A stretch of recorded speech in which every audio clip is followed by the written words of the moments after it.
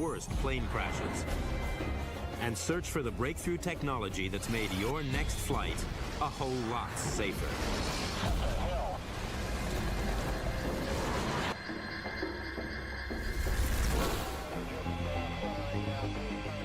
January 25th, 1990.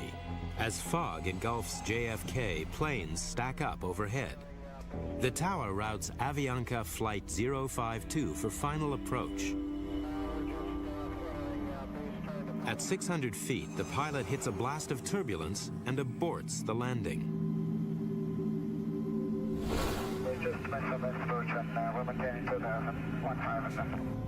Then, the pilot relays bigger news. The 707 is now running on fumes.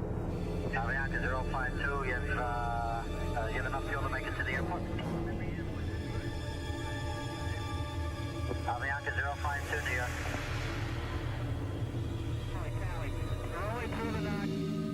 Avianca 052, radar contact lost. Flight 052 crash lands in Cove Neck, Long Island. No fuel, so no fireball. It belly flops on a slope, splits in two, then shudders to a stop. 85 survive, 73 die. When Barry Trotter and a team from the NTSB examine the wreckage, they make a chilling discovery. More should have survived. The majority of them died because the seats failed. So the passengers still strapped to their seats were moving forward and bumping and piling up against the other passengers ahead of them. When you think about the fact that the fuselage stayed together and protected the people in that way, it's the seats that didn't protect the people. Their seatbelts stayed intact, and the rescuers said that all the seatbelts were attached, but with the seat not staying attached to the airplane, you lose all benefit, any protection of the restraint system, because you go flying with your seat. It's not the first time seats failed so badly. 8 years before, horror in the nation's capital. Air Florida 90 came down in the Potomac River. Investigators have found the victims of the Air Florida disaster were not killed by the crash impact of the plane with the bridge or river. Instead, they died when almost all the seats broke loose. By the time of the Cove Neck crash in 1990, aviation has gone through a digital revolution. But back in the cabin, passengers are still living in the 1950s. Rules dating back to 1952 state that seats must withstand a force 9 times stronger than gravity.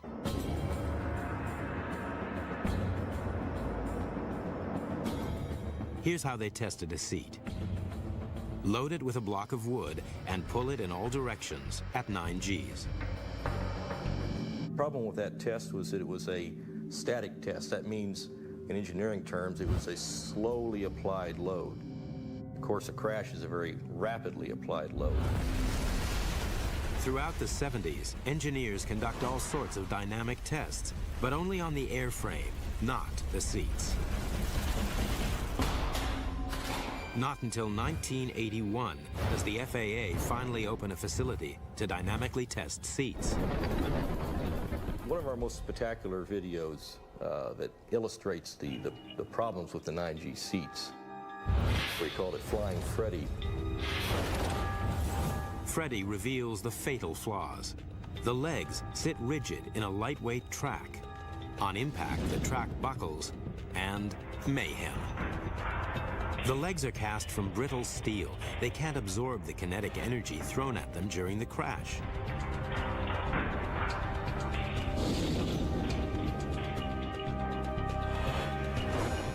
"9G was out. Seats had to withstand a stronger force. But how strong?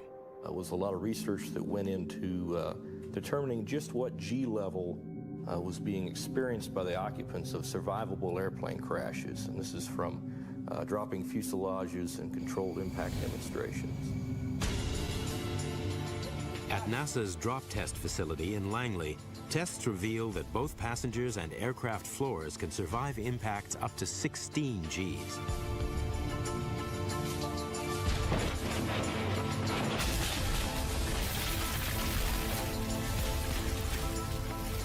The FAA sets a new gravity goal, but faces an even tougher challenge.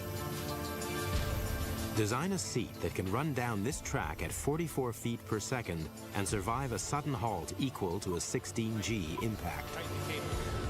The seat structures needed to be strong, but also light.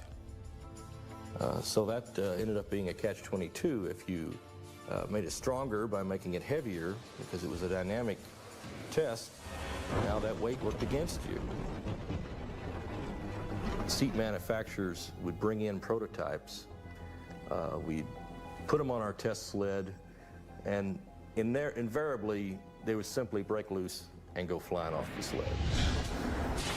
While tests continue, the world's fleet is still flying with 9G seats, the standard set in 1952. Finally, in 1986, the breakthrough. And this is how they did it. First, they fit a flexible stud to the end of the seat leg.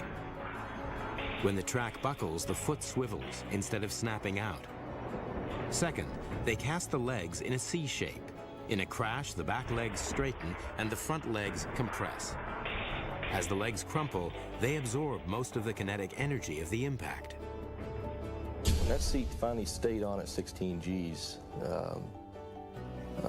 everybody was pretty enthused. There was some jumping up and down and hollering going on. In 1988, manufacturers fit 16G seats on new planes. But it was judged too expensive to retrofit the entire existing U.S. fleet. 1 year later, a Boeing 737 crashes on a freeway in England. The broken Boeing, 4 months off the production line, so profoundly distorted that in the cold light of day, it was hard to imagine that anyone could have escaped alive. 47 die, but experts believe that many of the 74 survivors owe their lives to the new 16G seats. It was the first crash that involved seats that had been tested here at CAMI and had passed our 16G requirement. When Avianca 052 crashed at Cove Neck 12 months later, it still carried the old seats. Experts believe that lives could have been saved if the plane had been fitted with 16G seats. Not until October 2009 will they become mandatory on all aircraft.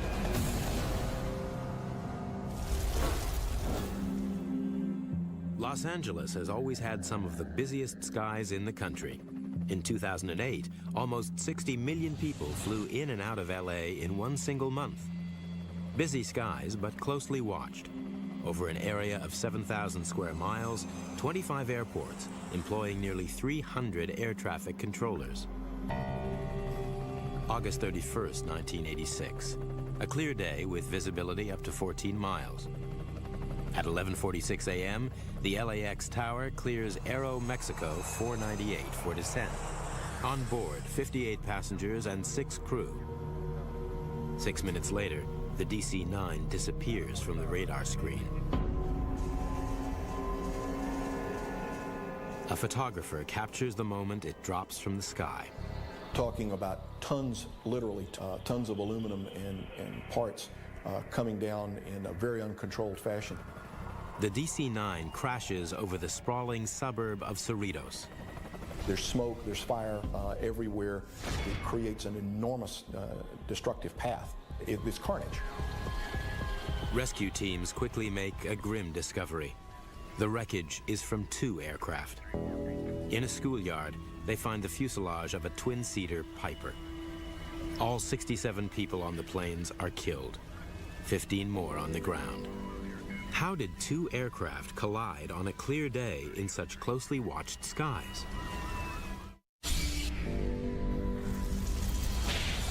Two planes have collided in mid-air over Los Angeles. Investigators must probe why.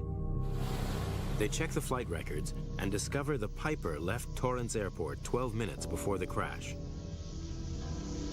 It ascends to the wrong altitude and enters the LAX terminal control area, flying straight into the path of Aero Mexico 498. The air traffic controller didn't know they were there. The Aero Mexico crew clearly didn't know they were there, and the Piper, in all likelihood, believed that they were outside of airspace that would present them any danger. In fact, they weren't, and the collision occurred. All pilots learn the first rule of aircraft separation. It's called see and avoid, a method as crude as it sounds. In tests, it works barely half the time. Investigator and ex-pilot John Cox knows why. It is very difficult to see a small aircraft, particularly when they pose a threat to you, because they're oftentimes virtually head-on, so that they don't present a large profile, so it's very hard to see them. Two planes are flying over Arizona on a deliberate collision course. Closing with the other aircraft right now. He's about 17 miles ahead of us, and we're closing at about 400 knots, which is about 450 miles an hour. That means they're traveling at a combined speed of 900 miles an hour. They'll meet in seconds. Only now does the co-pilot spot the other aircraft. They've seen and have split seconds to avoid. He's off to the left there. If the pilots hadn't been looking for the other plane, they'd probably have collided. Human eye isn't very good at picking out little specks on the horizon. And if you're actually going to run into another aircraft, that little speck is not moving around at all. So it's extremely difficult to see even on a clear day. The Massachusetts Institute of Technology has studied the effectiveness of see and avoid. The engineer in charge of the investigation is John Andrews. In the case of the Cerritos accident, the aircraft were closing at almost 300 knots. And what that means is that in order to see the aircraft in time to avoid, you would have to see it at about a distance of 1 mile. That's 13 seconds approximately before the collision. At a distance of 1 mile, the Piper aircraft, the smaller aircraft, was the same size as a US 1-cent coin at 40 feet. The drawbacks of see and avoid became clear in the 1950s as planes flew faster. In 1956, a mid-air collision over the Grand Canyon kills 128. At the time, it was the world's deadliest air crash. Research begins on the holy grail of air safety, a collision avoidance system. But work stops after 6 months. The technology just doesn't exist. By the late 1970s, however, avionics had moved on. Aircraft now carry a device called a transponder to avoid mid-air collisions. Using transponder beacons, air traffic control can track a plane's location, altitude, and call sign via ground receivers. But the advance is not foolproof. Pilots must rely on air traffic controllers for a warning. 1978. On approach to San Diego, a 727 collides with a single-engine Cessna. 137 die. Spurred by the tragedy, John Andrews' team at MIT worked to develop a traffic collision avoidance system, or TCAS. The goal, to develop a cockpit warning system which will alert pilots to nearby planes. Hundreds and hundreds of hours of testing had to be done to bring the system to the point where we could actually say if this were installed, it would work. Andrews tests his prototype by rerunning the fatal flight at San Diego. We equipped a 727 and a small aircraft, exactly the same type aircraft that collided, and flew them with TCAS equipment on board to test and see whether or not the electronic part of the system was good enough to have prevented that accident. Our conclusion was that it was, that we could do it with existing transponders. TCAS signals all aircraft transponders within a range of 40 miles. Transponders on nearby planes respond with speed, altitude, and call sign. If planes are heading on a collision path, TCAS warns one to ascend and the other to descend. Finally, the solution. But at $60,000 each, it's an expensive fix. For a while, there was obviously reluctance to spend all the money it would require to equip commercial aircraft with TCAS. It was considered to be a fairly expensive piece of avionics. Then, the mid-air collision over Cerritos, a virtual rerun of the San Diego crash.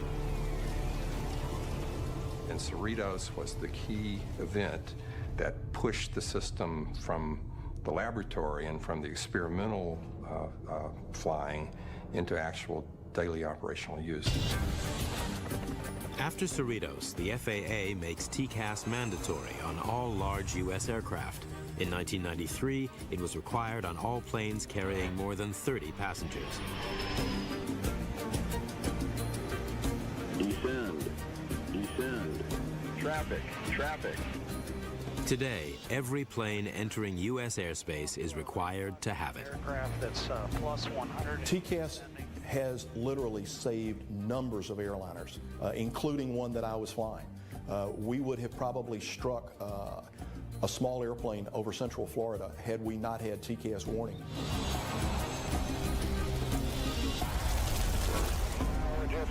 June 1st, 1999.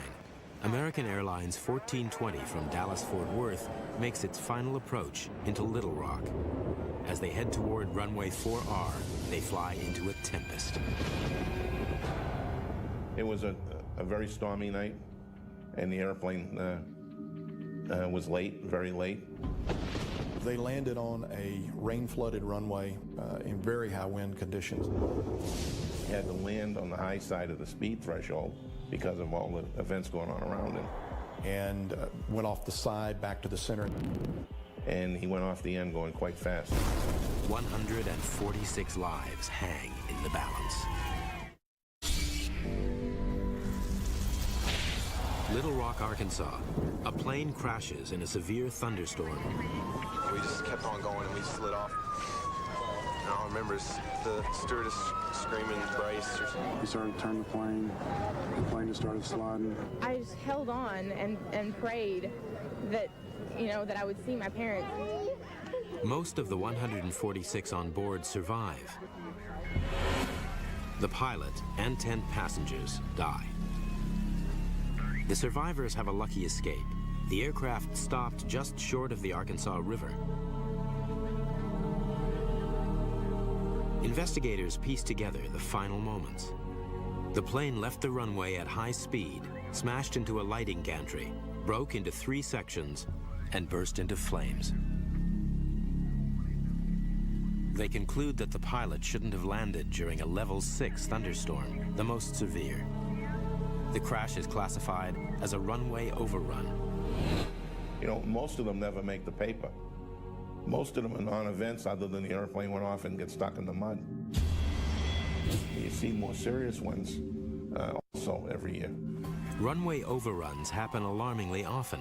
In the U.S. alone, one occurs about every 10 days. They happen on both takeoffs and landings and cause 1/4 of all aviation deaths. Southwest Airlines Flight 1455 skids off the runway in Burbank, California, stopping just short of a gas station. Federal authorities agree there ought to be something more than 82 feet between a speeding 737 and a crowded neighborhood. The FAA recommends that runways add a 1,000-foot safety runoff. But most U.S. airports were built before the jet age for prop planes that need less room to take off and land. Many older airports lack room to expand. Among them, one of America's oldest airports, Little Rock. The safety area for runway 4R was just 450 feet, less than half the room recommended by the FAA.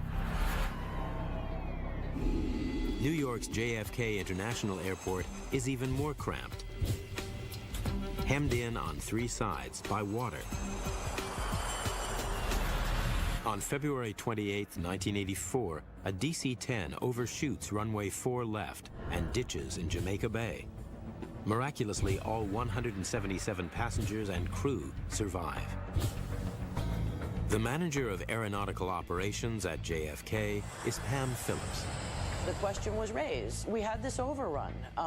What can we do? What can we do to further the research associated with looking at something new, looking at something fresh, looking at something different? What's needed is a way to stop planes quickly and safely when they overshoot. For an answer, the FAA turned to the guys who can stop planes fast. Arresting systems can stop military jets traveling at speeds up to 170 miles per hour in just 600 feet. But planes like these are built to absorb the intense shock. If a commercial aircraft is abruptly stopped, most of its kinetic energy rebounds on impact, damaging both plane and occupants. What is needed is some sort of material that can absorb most of the energy of impact and bring the plane to a halt in a controlled manner. The FAA become particularly interested in something called phenolic foam. It's light, rigid, and crushable. Not the fluffy pink stuff that you think of when you think of household insulation, but it's a firm foam. If you've ever seen the things that florists use to poke flowers into. But this foam had a drawback. If there were an accident, there is potential for a fuel spill, and this material could soak up jet fuel and prolong a fire. It was a setback, but they didn't give up on foam. They turned to foamcrete, a specialist concrete mixed with liquid soap, which in turn traps air bubbles in the mixture. It's tough, but much lighter than standard concrete because it's full of air and it doesn't burn. We really thought that we were onto something with this new cellular material. In essence, it's a strong material in some respects and a very weak material in other respects. Strong enough to withstand 115-mile-an-hour jet blasts and the extreme temperature range at many U.S. airports. Computer trials suggest it's also weak enough to give under the weight of an airplane. As foamcrete crushes, it absorbs the forward energy of the undercarriage and slows the plane gradually. It's like trying to ride a bike through sand. It works in theory, but how about on the runway? The big day was back in May of 1996 when we had a 380-foot long, 40-foot wide bed built. We actually had borrowed an FAA Boeing 727.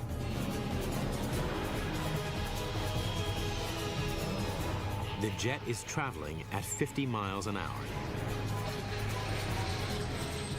We actually had a couple of our employees on the plane. The 727 hits the foamcrete at high speed. The landing gear absorbs the shock. And 10 tons glide to a halt. And what's amazing about it was that the aircraft stopped within 16 feet of what our computer model had predicted. Everybody was just ecstatic about it, and having it stop like it was supposed to, that's all you could ask for. They dub it Engineered Material Arresting System, EMAS. In months, the first EMAS bed is laid at the end of JFK's runway 4 right. But will it work in a real emergency? To stop runway overruns, JFK installs a bed of foamcrete. The bed goes unused for almost 3 years. Then, on May 8th, 1999, Pam Phillips gets a call. It was Mother's Day of 1999. It was a day much like this. It was rainy, it was gray, and I will never forget getting the phone call. A Saab commuter jet landed long and ran straight into the EMAS bed. came out here to JFK and was everybody okay, no injuries and no damage to the aircraft. Everything that we expected through all of the testing and research validated itself with that arrestment. 4 years later, the EMAS bed stops an MD-11 cargo plane. And in 2005, EMAS passes its biggest test so far, pulling up a 300-ton 747 racing at 80 miles per hour. To date, foamcrete has been installed at 30 airports across the country, including runway 4 right at Little Rock. Quite frankly, I think that EMAS probably is the most revolutionary safety device that's been put into civilian aviation certainly in my 20-plus year career. Absolutely.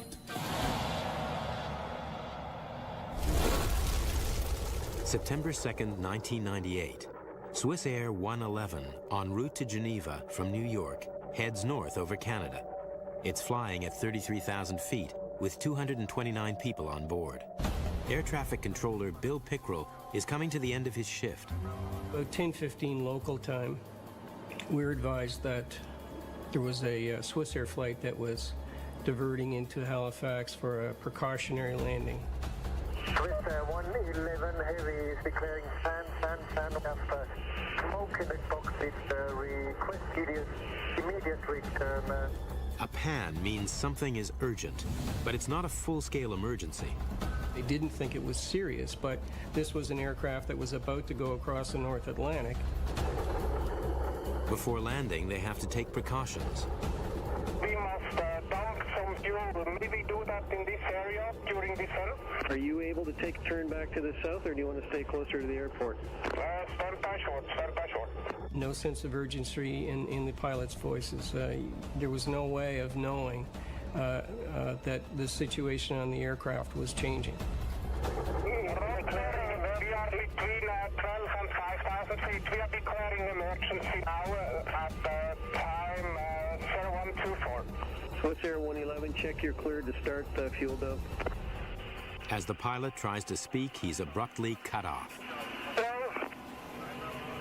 With all contact lost, Bill Pickrell can only watch the radar as the plane flies erratically out to sea and then disappears. What followed was about a little more than 5 minutes, almost 6 minutes of probably the most helpless feeling you can imagine. I feared the worst. I expected that he was in the water.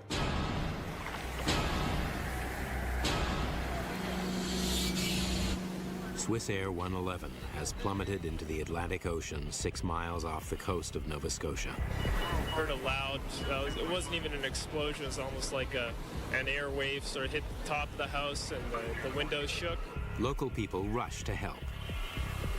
Among those watching the news is Larry Vance of the Canadian Transportation Safety Board. Came on newsflash over the television, and I said to my wife, "Ooh, this sounds like one I might be involved in," so I waited for the phone call. The investigation begins immediately. The team is based at a fishing village, Peggy's Cove. The mood at Peggy's Cove was quite somber. I mean, you got 200 bodies out in the ocean. Well, for us in the safety board, it was the biggest investigation that we ever launched, the biggest one we ever participated in. The black boxes are quickly found, but they solve nothing. For some reason, the tapes cut out 6 minutes before the crash. The key to the mystery lies on the seabed. When the plane hit the ocean, it broke into millions of fragments. Each has to be found, raised, and inspected. But the wreckage lies at a depth of 180 feet, and it will take a massive salvage operation to retrieve it. To solve the mystery of Swiss Air 111, investigators must salvage millions of pieces of wreckage. It's an immense operation, costing over $30 million.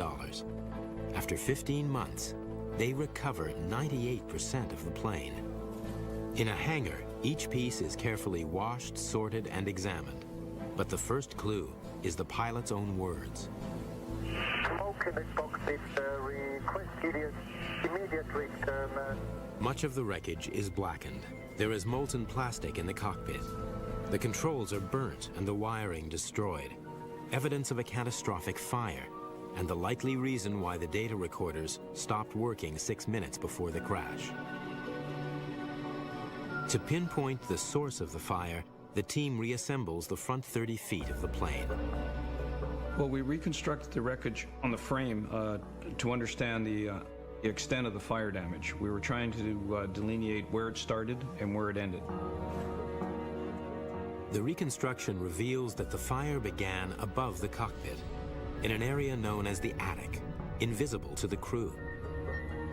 A hidden fire in an aircraft is one of the more dangerous things that you can have happen to you as a pilot or as a passenger. If you have a fire in an aircraft that you can't detect, that fire will, unless for some reason it self-extinguishes, the fire will spread through the aircraft and eventually it will bring the aircraft down. If the fire started in the attic, then the most likely cause is electrical.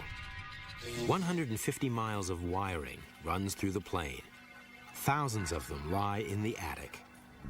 After 4 years of careful scrutiny, they find the source of the ignition.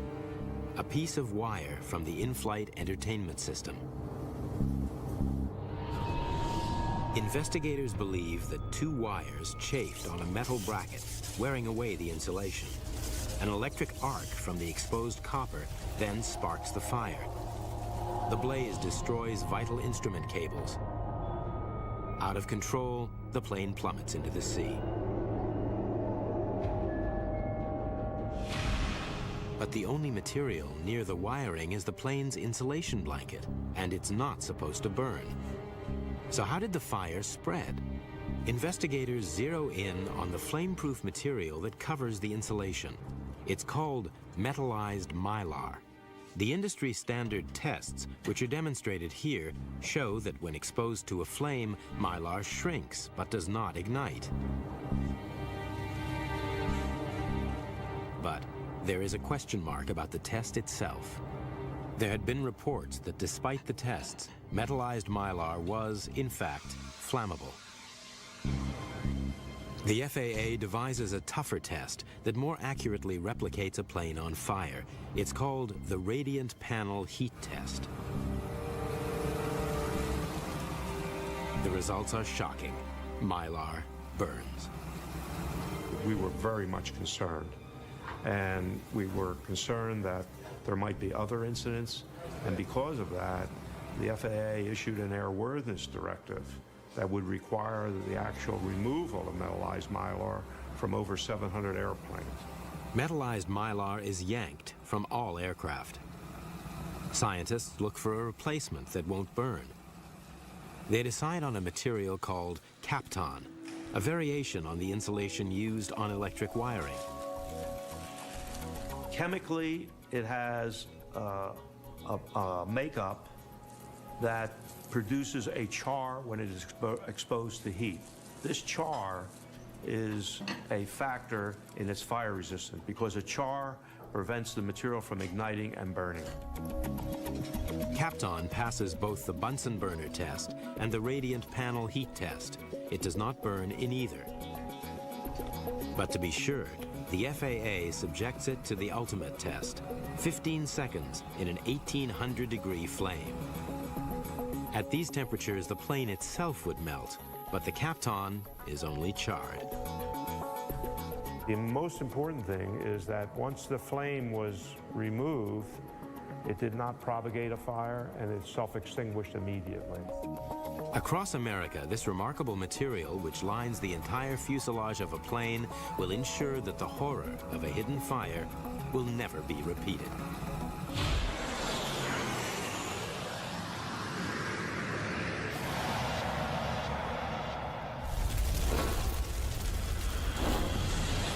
Los Angeles International Airport, February 2nd, 1991, 5:58 p.m., the busiest time of the day in the control tower.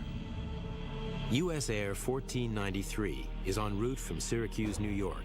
As it makes its final approach, the pilot confirms clearance to land with air traffic control. This is 1493 for the west side, 24 left.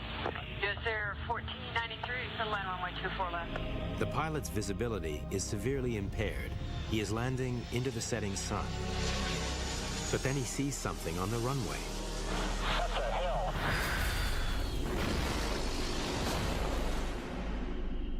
When emergency crews arrive on the scene, they make a chilling discovery. Firefighters first on the scene didn't even know there was a second plane involved for at least 4 minutes. Then observed the propeller, realized that the propeller didn't belong to a 737, and then went back out on the airport to look for the rest of that airplane. The propeller belongs to a SkyWest turboprop, which was sitting on runway 24 left, awaiting clearance for takeoff. All 12 people on the turboprop are killed. 22 die on the 737. Within hours, crash investigator John Cox is on the scene. What we saw when we went out there was a very badly damaged 737, both due to the impact as well as the ensuing fire, and the crumpled Embraer up underneath the Boeing. It was a very tough place to work. Just how could two planes collide on the runway? Two planes have collided on a runway at LAX. An investigation by the National Transportation Safety Board quickly finds out why. The fault was found to be the air traffic controller working the tower at Los Angeles. Forgot that she had instructed the SkyWest airplane onto the runway. She lost awareness of where that airplane was. 1493, Sunline runway 24 left. Certain times of the day, the air traffic controller probably feels like their head is in a vice. On busy airports with airplanes coming and going, it's very easy for controllers to lose track of exactly where an airplane is. It's the controller's job to keep a safe distance between aircraft. The most dangerous place is where planes are moving fast out on the runway. When there's an airplane on approach or on takeoff for that runway, that is sacred ground, and you cannot bring any other vehicle into that sacred ground. This is the result when that ground is violated. March 1977, at Tenerife in the Canary Islands, two Boeing 747s collide at high speed on the same runway. 583 die in the world's worst aviation disaster. Heavy fog led to miscommunication between pilots and controllers, human error, and technology failed to detect it. Controlling air traffic is one of the world's toughest jobs. Cross 4 left, straight down the runway, ground point 9. Cross Delta, you can go left Bravo, because I'll give way. Cross American and Austrian and Qatar. JetBlue owner is waiting for you. Cross 4 left. Controllers at major airports, like New York's JFK, regularly handle up to 100 flights an hour. Since the 1950s, most airports have been equipped with radar systems to monitor traffic. Ground radar sends out radio waves which are reflected back from aircraft. The plane's position can then be tracked by the tower. But controllers must manually match every radar blip with each plane's call sign. Hard work at rush hour. Worse, the radar signals can be deflected by heavy rain, snow, and fog. Surface radar as we have it today does have some limitations. There are blackout spots that it doesn't return very well. There are false signals sometimes. But a team at Syracuse, New York has developed a life-saving solution. They call it Airport Surface Detection Equipment, or ASDX. As a plane moves across the airport, its transponder sends out data such as the flight's call sign. Sensors along runways receive the signals while constantly tracking the aircraft's movement. No blind spots, and the sensors work in all weathers. The data is relayed back to the tower and displayed on the ASDX monitor. Over a map of the airport, it continuously displays all traffic movement. Now, controllers can instantly prevent planes colliding. And they don't need to manually identify planes. This system automatically recognizes and displays each aircraft's call sign. As planes move along the runway, a series of green lines warns controllers to block other traffic. When the danger passes, the controllers can safely direct traffic across that runway. ASDX was recently installed at JFK, and today they may need it more than ever. A 757 is making an emergency landing with reports of smoke in the cockpit.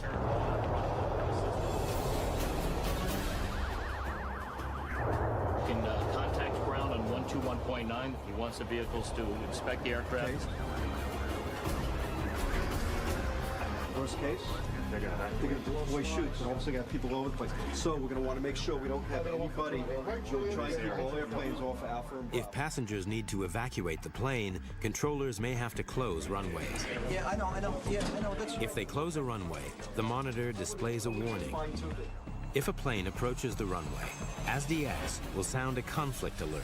Warning, runway 22 left. Go around. In certain scenarios, it can provide as much as 15 seconds warning. In others, it can be less than 10 seconds. But what we have to understand is that even if it's less than 10 seconds, that is the difference between life and death. ASDX will greatly reduce the risk of a tragedy like U.S. Air Flight 1493 happening again. It has now been installed at 17 airports across the nation, including LAX. None have suffered a runway collision. Today, Boeing are developing the next step in collision warning systems in the cockpit. Here comes the 777 checks. These pilots are testing the system on a simulated journey across fog-bound San Francisco International. This guy's going to take off in front of us. They turn onto runway 19 left and wait for clearance to take off. Tower, Boeing 001. I'm waiting for takeoff clearance.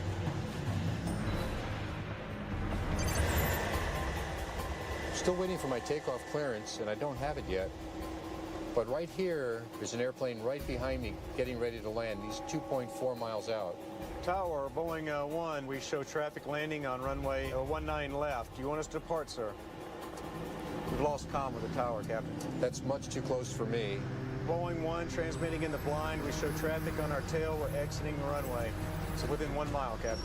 Miles, 0.5 miles, closing. No, that's closed. Without the cockpit warning, disaster. Today, decades of innovations safeguard flyers against collisions on the ground and in the air, hidden fires, and runway overruns. One leg of any flight is still risky, the drive to the airport.